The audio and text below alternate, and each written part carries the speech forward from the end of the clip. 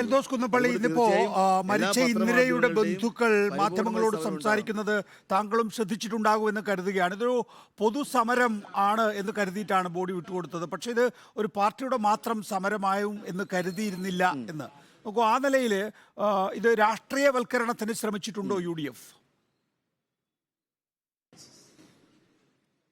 ഒരിക്കലും രാഷ്ട്രീയവൽക്കരണത്തിന് ശ്രമിച്ചിട്ടില്ല. അവരുടെ ബന്ധുക്കളെല്ലാം അവിടെ ഉണ്ടായിരുന്നു. ഞങ്ങൾ രാഷ്ട്രീയപരമായിട്ടല്ല ഈ സമരം തുടങ്ങിയത്.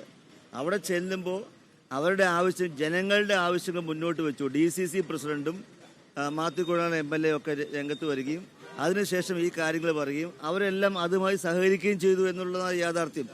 പിന്നീട് നമ്മൾ കണ്ടു 2 മന്ത്രിമാർ വരുന്നു. ആ മന്ത്രിമാർ ചിരിച്ചുകൊണ്ട് മുന്നോട്ട് പോകുന്നു. അവർ ഇടപെട്ടുണ്ടായ സംഭവവാസങ്ങൾ, പിന്നീട് ഇവിടെ അറസ്റ്റ്, അങ്ങനെ എല്ലാ രീതിയിലും ഈ സമരത്തെ ടെസ്റ്റ് ചെയ്യാൻ, മാറ്റങ്ങൾ വരുത്താൻ വേണ്ടിയിട്ടുള്ള ഒരു വലിയ ശ്രമം ഗവൺമെൻറ് ഭാഗത്തു നിന്നുണ്ടായി. അപ്പോൾ ഇത് ആര് എന്ത് പറഞ്ഞാലും, ഇനി മരണപ്പെട്ടു പോയ ഇന്ദിര എന്ന് പറയുന്ന അമ്മയുടെ ബന്ധുക്കൾ ഇനിയിപ്പോൾ അതിനെ തള്ളിപ്പറഞ്ഞാലും ഈ സമരം എന്തിനു വേണ്ടിയിട്ടായിരുന്നു, എന്തായിരുന്നു നിലപാട് എന്നുള്ളത് എല്ലാവർക്കും അറിയാം. ഇന്നലെ ഇതേ അവസ്ഥയിൽ തന്നെ പറഞ്ഞല്ലോ, ഇത് ബലമായിട്ടാണ് കൊണ്ടുപോയത്, ഈ ബോഡി കൊണ്ടുപോയത് എന്ന് പറഞ്ഞപ്പോൾ ഈ അമ്മയുടെ ബന്ധുക്കൾ, സഹോദരനൊക്കെ പറഞ്ഞല്ലോ, അല്ല, ബലമായിട്ടല്ല, ഞങ്ങളെല്ലാം സഹകരിച്ചിട്ടാണ് ഈ സമരവുമായി ബന്ധപ്പെട്ട് വന്നത്, ഞങ്ങളെല്ലാം കൂടെ ഒരുമിച്ചാണ് ഈ തെരുവിൽ വന്നിരുന്നത് എന്ന് പറഞ്ഞല്ലോ. അപ്പോൾ അത് ഇനി എന്ത് പറയുന്നു എന്നതിനെ പറ്റി നമുക്ക് പ്രത്യേകം പറയേണ്ട കാര്യങ്ങളൊന്നുമില്ല. ഇവരുടെ ബന്ധുമിത്രാദികൾ എല്ലാവരും തന്നെ ആ സമയത്ത് കോൺഗ്രസുമായി സഹകരിച്ച്, ഞങ്ങൾ പറഞ്ഞ കാര്യങ്ങളുമായി സഹകരിച്ചിട്ടാണ് അങ്ങോട്ട് വന്നത് എന്ന കാര്യം എല്ലാവർക്കും അറിയാം, പത്രമാധ്യമ സുഹൃത്തുക്കൾക്കും അറിയാം. എന്തായാലും അതൊരു വലിയ കാര്യത്തിന് വേണ്ടിയിട്ടാണ്.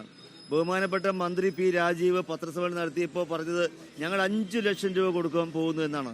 ഞങ്ങൾ ശക്തമായി സമരം ആയിട്ട് ബന്ധപ്പെട്ട് മുന്നോട്ട് പോയപ്പോൾ ഈ തെരുവിലിരുന്നപ്പോൾ ആ 5-10 ലക്ഷം രൂപയായി മാറിയില്ലേ. അതോടൊപ്പം തന്നെ മറ്റു പല ആവശ്യങ്ങളും ഞങ്ങൾ മുന്നോട്ട് വയ്ക്കുന്നുണ്ട്. ആ പ്രദേശത്തുള്ള ഫെൻസിങ്, ഇവിടെ ഈ മലയോര മേഖലയിൽ വനാതിർത്തിയുടെ ഭാഗങ്ങളിൽ മൃഗങ്ങളുടെ ശക്തമായ ആക്രമണമുള്ള സ്ഥലങ്ങളെല്ലാം ഹാങ്ങിങ് ഫെൻസിങ് സ്ഥാപിക്കണം.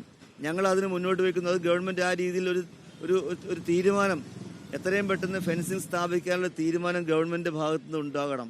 അതുമായി ബന്ധപ്പെട്ട് ജനങ്ങളെ സംരക്ഷിക്കാൻ ആവശ്യമുള്ള ഫോഴ്സ്, അതിനാവശ്യമുള്ള വാഹനങ്ങൾ, തോക്കുകൾ, അങ്ങനെ ഫോറസ്റ്റ് ഡിപ്പാർട്ട്മെന്റ് ആവശ്യമുള്ള എല്ലാ രീതിയിലുമുള്ള വാഹനങ്ങൾ പോലും ഫോറസ്റ്റ് ഡിപ്പാർട്ട്മെന്റിനില്ല, യാതൊരു സൗകര്യങ്ങളും ഇല്ല. തീർച്ചയായും എൽദോസ് കുന്നപ്പള്ളിയിലാണ് വിശദാംശങ്ങൾ പറയുന്നത്. വളരെ നന്ദി ശ്രീ എൽദോസ് കുന്നപ്പള്ളിയിൽ. അദ്ദേഹം പ്രതിഷേധ സമരത്തിനിടെയാണ് നമ്മളോട് സംസാരിക്കുന്നത്.